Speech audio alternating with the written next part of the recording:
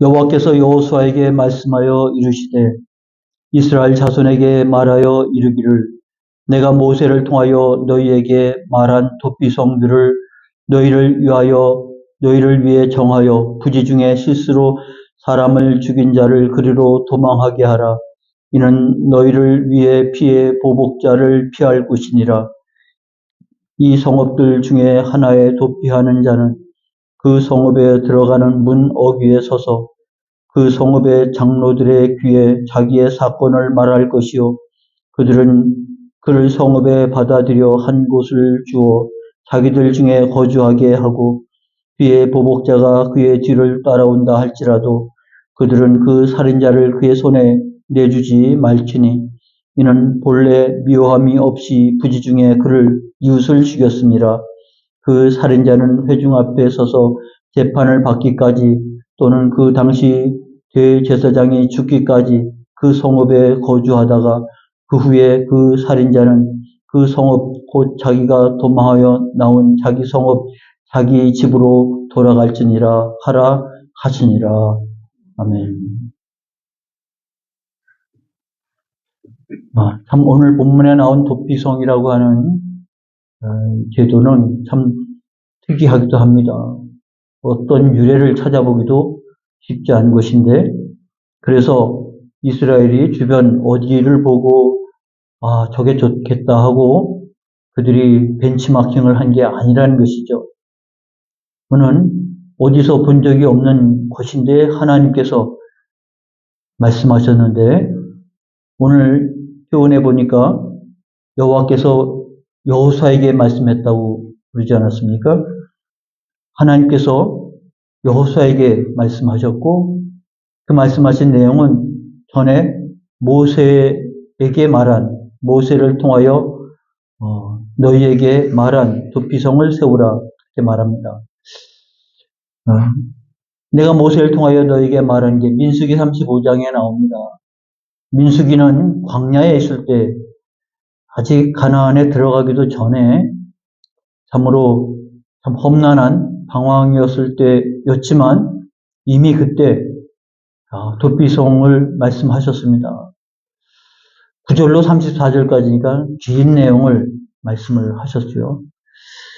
그 다음에 이제 신명기는 요단강을 건너기 직전이니까 다시 이것을 언급해서 너희가 그 땅에 들어가면 도피성을 세워라 라고 말씀하신 것이죠.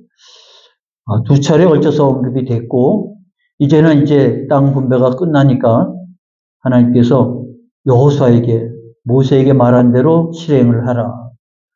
그러면 하나님께서 얼마나 오랫동안 이 일에 대해서 말씀하셨고 계획하셨고 그리고 진행하는지 그러므로 우연히 되어진 것도 아니고 급하게 된 것도 아니고 하나님께서 이미 이 일을 작정하셨다고 하는 사실을 우리가 알게 됩니다.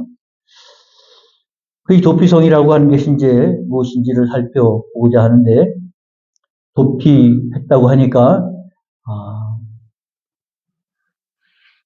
살인죄에 적용되어지는 제도가 바로 도피성입니다. 일반 죄에 대해서는 관계가 없고 살인을 했는데 일부러 한 것이 아니고 우연히 또 생각지 않게 이 같은 나로 말미암아 누군가 죽음을 당하게 된 것입니다.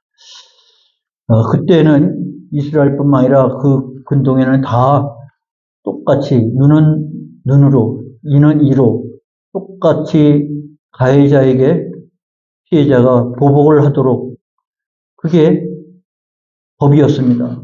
그러니까 살인을 당했다, 죽임을 당했다 그러면 그의 가족 아니면 가까운 친족 중에서 보복을 할 수가 있는 거죠.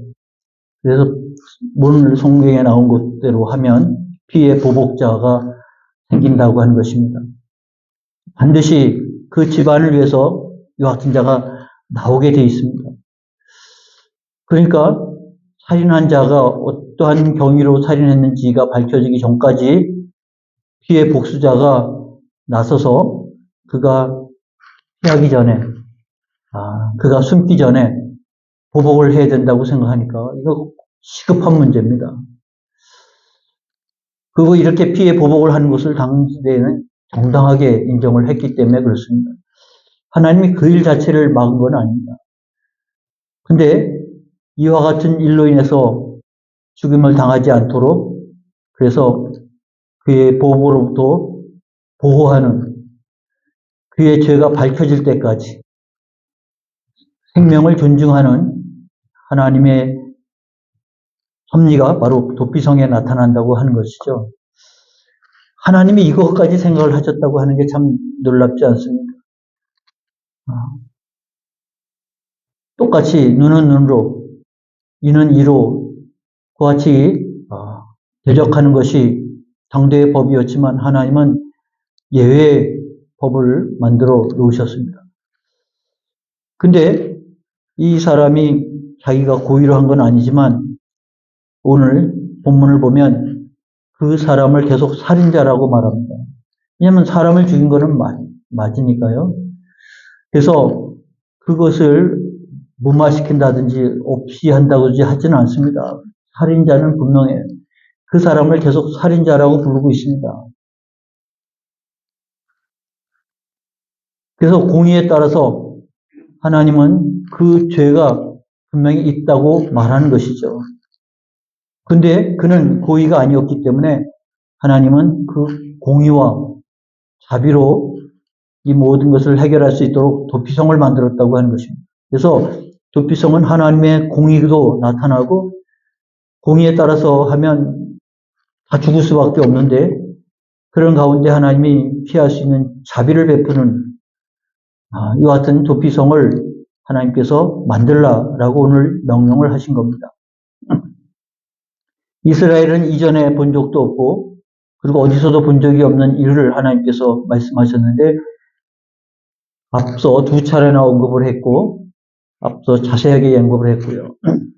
이제 그것을 실행하는 것을 여호수아에게 맡겼습니다. 왜냐하면 기업이 분배가 다 끝났기 때문에 그래서 이것을 시행하도록 하라. 그래서 이렇게 보여지는 것만이 아니라 실제 이와 같은 일들이 실행이 될 수 있도록. 그래서 만약 이 살인자가 전혀 의도 없이 이제 그 민수기나 신명기에 나옵니다. 예를 들어서 도끼로 나무를 찍으려고 했는데 도끼날이 휙 날아가가지고 그러니까 이게 단단히 고정이 안 된 상태에서 내가 나무를 자르려고 도끼를 쳤는데 이게 빠져가지고 옆에 있는 사람을 맞아서 죽었다. 의도한 바가 아니었는데 죽음을 당하게 된 거니까. 죄는 있지만 그러나 하나님께서 그에게 자비를 베풀기 원하셨다고 하는 것입니다. 그래서 그는 도피성으로 피하는 겁니다. 보통 지금 이따가 살피겠지만 6개의 성읍을 정했고요. 반나절이면 웬만하면 반나절이면 피할 수 있는 하룻밤 자고 가고 이러면 안 되는 거죠. 사건이 일어나고 그냥 그 길로 다름질해서 도피성으로 피할 수 있을 만큼의 거리가 되는 겁니다. 그러면 소식이 알려지고 보복자가 뒤쫓아 와도 피할 수 있는 그 같은 거리에 도피성을 만들어 놓은 겁니다. 그러면 이제 사건이 벌어지고 그가 도피성으로 피하면 성읍 입구에 이게 도피성은 6개의 성읍이 되는데 성읍이라고 그랬습니다. 울타리가 있는 성이 되어 있는 것입니다.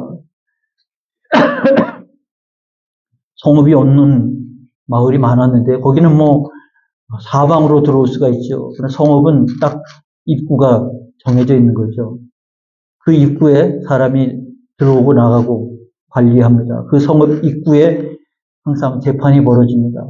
그 안에 일어나는 모든 일들은 바로 그 성읍 입구에서 재판도 하고 행정도 하고 모든 일들이 일어나는 곳이 성읍 입구인데 거기까지 달려갑니다. 그리고 거기서 그 성읍의 장로들에게 자기가 일어났던 사고를 설명을 합니다. 그러면 임시 재판이죠. 아직 입증이 안 됐지만 사건이 그렇게 됐다고 하는 것을 듣고서 임시 보호를 해줍니다. 그래서 그것으로 하여금 있을 곳을 마련해 주는 거죠. 그 나중에 시간이 되어서 회중 앞에서 재판을 하게 됩니다. 자기가 고의가 없다는 것을 입증을 해야 되는 거죠. 아마 증인도 올 것이고 여러 가지로 입증이 돼야 됩니다. 또 여기서는 이 재판에 민수기와 신명기를 통해서 기준을 분명히 언급을 했습니다. 여기에서는 그가 고의가 의도가 아니고 계획한 게 아니고 고의로 되어진 게 아니고 우연히 되어졌다고 하는 것을 입증을 해야 되고요.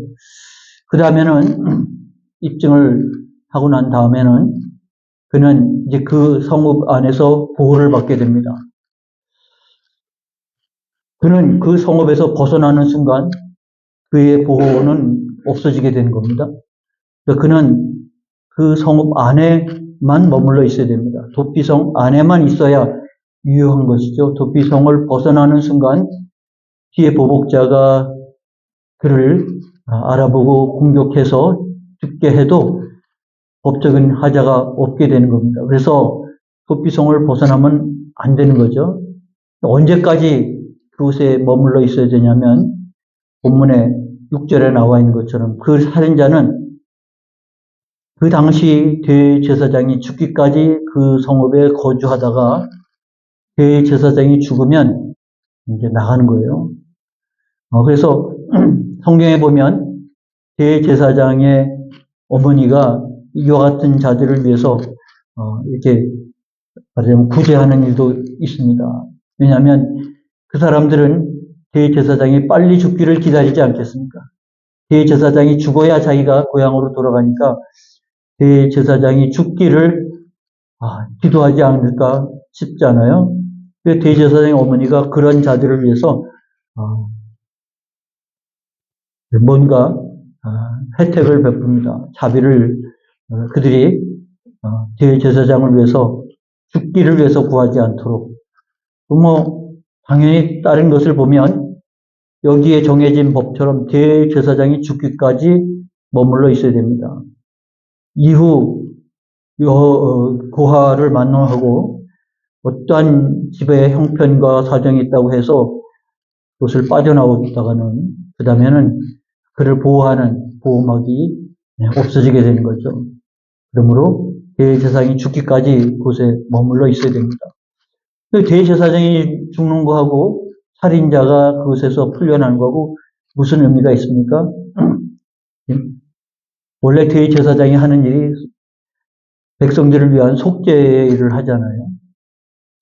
근데 여기서는 대제사장이 죽음으로 인해서 이들의 죄가 있지만 고의가 아니었기 때문에 임시 보호 체제로 도피성에 피해 있다가 속죄, 대신 죽음으로 인해서 그 죄가 다 씻어지고 그래서 이제 돌아가게 되는 겁니다.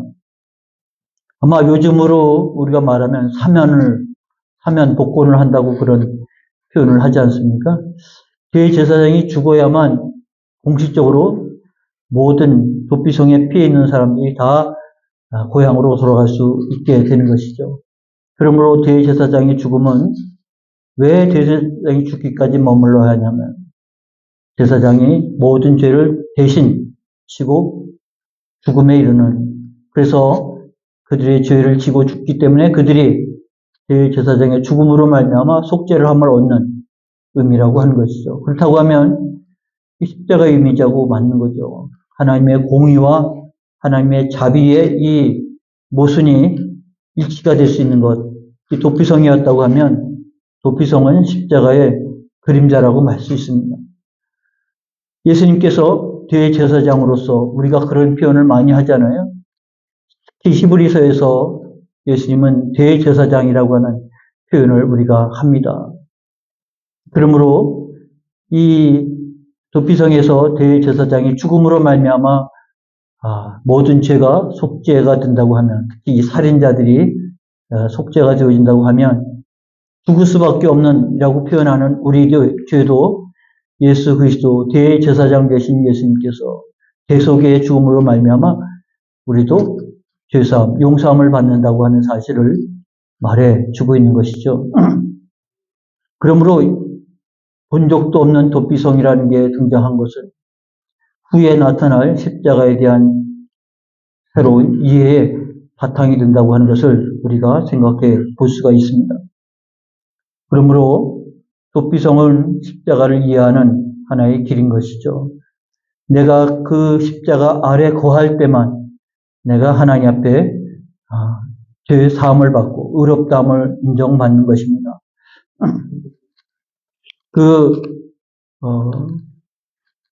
중국에 내륙 선교를 했던 허드슨 테일러라고 하는 선교사들이 중국인들에게 복음을 설명하기 위해서 썼던 방법은 우리에게 말하는 의라고 하는 것, 죄가 씻어지고 의롭다고 하는 것이 뭐냐면, 지난번에도 제가 한번 설명한 적이 있습니다만, 한문의 의자를 두 개로 분류하면 위에는 양자입니다. 양자고 밑에는 나아자예요. 양 밑에 나를 두는 것이 의라. 그게 바로 어린 양의 십자가에 달린 그 십자가 아래 나를 두는 것이 바로 의라고 말합니다. 그래서 내가 수고해서 의를 이룬 것이 아니라 십자가 아래 나감으로 의를 이룬 것이고 예수님 대신 죽어주심으로 내가 의를 이룬 것입니다. 라고 표현한 것. 그것이 우리에게는 도피성과 같은 가시적인 모습으로 설명을 하는데 그걸 이해를 하는 거예요. 중국 사람들이 이해를 하는 거예요. 그래서 그런 상용 문자인 한문을 통해서 복음을 전하는 일들을 많이 시행을 했습니다. 중국 사람들한테는 그게 이해가 빨리 되는 방법이죠. 그래서 복음을 설명하는 그런 일들이 많이 일어나는데 이 십자가의 이미지라고 하는 것이 또 인류 문학적으로 보면 곳곳에 존재하고 있어요. 그러니까 십자가의 이해하기 어려운 하나님의 공의와 자비가 일치하는 만나는 것이지만 그런 은혜의 역사가 우리의 인류 문화 역사 속에서 나타난다는 것을 볼 수 있습니다. 그런데 이것을 히브리 기자는 누군지 저자가 알려지지 않았지만 제사장 출신이었을 거라고 보여집니다. 왜냐하면 지금 제사를 통해서 복음을 설명하고 있거든요. 근데 히브리서 6장에 보면 하나님이 약속과 맹세로 보증한 것이 있습니다. 그래서 여기 보면 하나님은 약속을 기업으로 받는 자들에게 그 뜻이 변하지 아니함을 충분히 나타내시려고 그 일을 맹세로 보증하셨나니 하나님이 약속하셨고 약속을 맹세하셨습니다. 이는 하나님이 거짓말을 하실 수 없는 이 두 가지 변하지 못할 사실로 말미암아 하나님은 우리에 대한 약속과 그리고 그 일이 이루어질 거라고 하는 보증, 맹세를 하셨는데 그래서 앞에 있는 소망을 얻으려고 피난처를 찾은 우리에게 큰 안위를 받게 하려 하십니다. 이 피난처라고 하는 말 자체가 도피성을 찾는 것과 같은 개념인 거죠. 소망을 얻으려고 죽을 수밖에 없는 자가 주의 부르심을 따라 이 피난처를 찾게 되는 것입니다. 그러면 이 피난처를 통해서 우리는 영생에 우리 죄가 있음에도 불구하고 죄가 씻어지고 그리고 영생으로 나아갈 수 있는 은혜를 우리에게 주신다고 하는 말씀을 히브리서 기자는 이렇게 말하고 있습니다. 그러므로 도피성을 찾은 자 어떻게 보면 여러분하고 아무 상관이 없는 일이라고 생각할 수 있습니다만 그 도피성이 십자가 아래 보호를 받는 것이라 십자가를 떠나면 그는 죄사함을 얻을 수 있는 길이 없는 거죠. 십자가를 떠나지 않아야 십자가로 말미암아 죄사함을 얻게 되는 것이기 때문에 이것을 히브리 기자는 피난처를 찾았다라고 말하고 있습니다. 여러분이 그 십자가 아래 나가는 것이 바로 내가 죽을 수밖에 없는 내가 살기 위해서 도피성을 찾아 나가듯 우리에게는 그곳이 아니면 살 길이 없는 거죠. 그러면 우리가 정말 내 죄를 인해서 내가 죽을 수밖에 없다고 하는 이 사실을 일깨우면 내가 살 길을 찾아 나갈 수 있는 것은 오직 주께서 마련하신 피난처를 찾아가는 거잖아요. 그래서 예수님께서는 내가 곧 길이요 진리요 생명이니 나로 말미암지 않고는 없는 겁니다. 그러므로 우리가 피난처를 찾은 자, 도피성에 피해 있는 자라고 하는 이 이해 개념을 갖는다고 하면 오늘 이 도피성의 말씀이 우리에게는 복음으로 들려야 될 것이라고 생각이 됩니다. 정말 내게 있어서 십자가 아래 가는 것은 바로 피난처를 찾은 것이다. 우리 아까 불렀던 70장처럼 피난처에 있으니 그는 잠시 피하는 것이 아니라 사망에서 피하는 것입니다. 죽음에서 피하는 것입니다. 그래서 이것을 위해서 약속하셨고 그것을 보증하기 위해서 맹세하셨고 하나님이 거짓말할 수 없는 하나님이 이 두 가지 변하지 못할 사실로 말미암아 피난처를 찾은 우리에게 내 믿음대로 될지어다. 내 믿음이 너에게 그대로 이루어질 것이라 라고 말씀하신다고 하면 우리는 정말 붙잡아야 할, 언제든지 붙잡아야 할, 그리고 거기를 벗어나지 말아야 할 그런 복음이요 메시지가 아니겠습니까? 그래서 7절부터는 이제 하나님께서 새 성읍을 선정합니다. 납달리 지파의 게데스, 북쪽에 요단 서편의 북쪽의 게데스, 중간 산지의 세겜, 아래 남쪽에 헤브론 이렇게 세우고요. 요단강 동쪽에도 아래 루벤 지파는 베스, 그리고 중간에 갓 지파가 이것은 길랏 라못, 그리고 북쪽 므낫세 지파에서는 골란 이렇게 해가지고 이렇게 지도를 보면 이런 식으로 설정이 됐습니다. 북쪽에 이제 여기가 베데스고 중간이 이 겜자가 아니죠. 세겜, 헤브론, 건너편에 베셀, 라못 길르앗, 그리고 골란. 그러니까 어디서든지 반나절이면 도착할 수 있을 만한 지역에다가 도피성을 세웠고요. 이 도피성은 성읍입니다. 성으로 쌓였기 때문에 보호가 되는 거죠. 성이 없으면 아무데나 침투해서 일을 벌이고 도망갈지 모르잖아요. 성 안에 있기 때문에 보호가 됩니다. 성문 입구를 통하지 않으면 들어갈 수 없는 것이 도피성이 세워진 곳입니다. 하나님께서 이와 같은 일들을 생각하셨고 이와 같은 일들을 진행하셨다고 하는 게 참 놀랍지 않습니까? 그 시대의 사람들에게 이런 은혜를 베풀었다로 머물지 않고 그게 오늘 우리에게 있어서 십자가의 은혜이구나. 그리고 그곳에 피한 자에게 주께서 이와 같이 영원한 소망을 가질 수 있도록 약속하신 것이구나 라고 하는 것을 생각해 보면 이 십자가의 은혜가 하루아침이 아니라 주께서 그를 예비하시고 그림자를 통해서 하나하나 이해의 폭을 넓히셨는, 그래서 우리로 하여금 복음 아래 있다고 하는 사실이 낯설지 않도록, 그리고 우리에게 정말 실제적으로 다가올 수 있도록.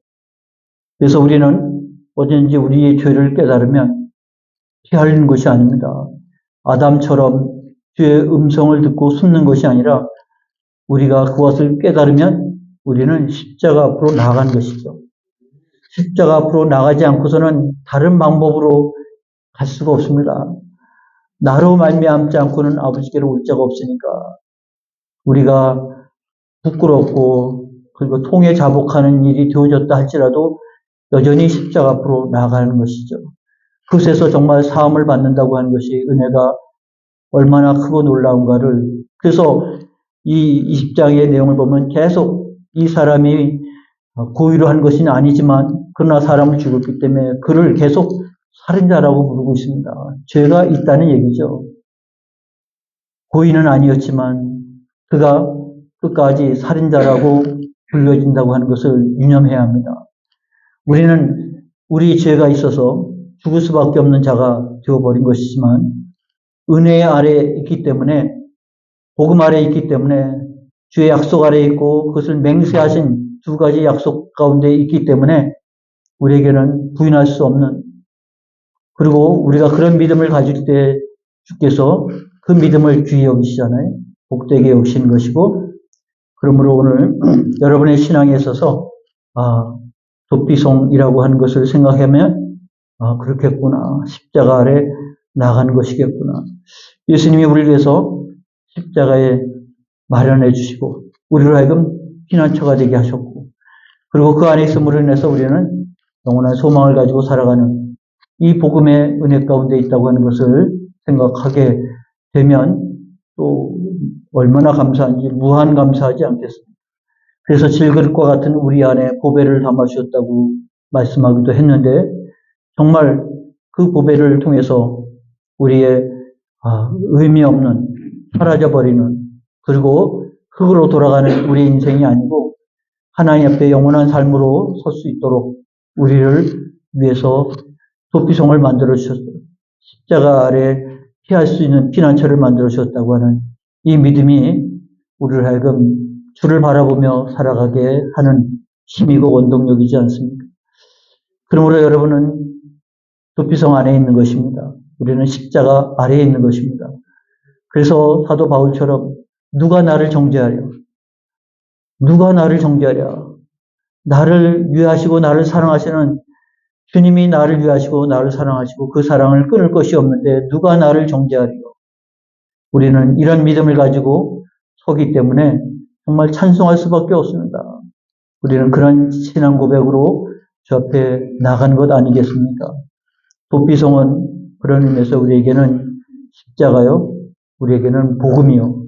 오늘 내가 그 도피성 안에 있는 것이라고 하는 이해를 바탕으로 하면 여전히 살인자지만, 그러나 주께서는 도피성으로 보호하시고 제사장이 죽음으로 그 죄가 속죄될 때 그는 자유한 자가 되어질 수 있다고 하는 것을 우리가 소망으로 갖고 살아가는 것입니다. 우리는 우리 죄를 깨달을 때마다 도피성 안에 있음을, 십자가 아래에 있음을 깊이 인식하고 또 깨닫고 붙잡고 나아가는 신앙이 되시기를 바랍니다. 기도하겠습니다.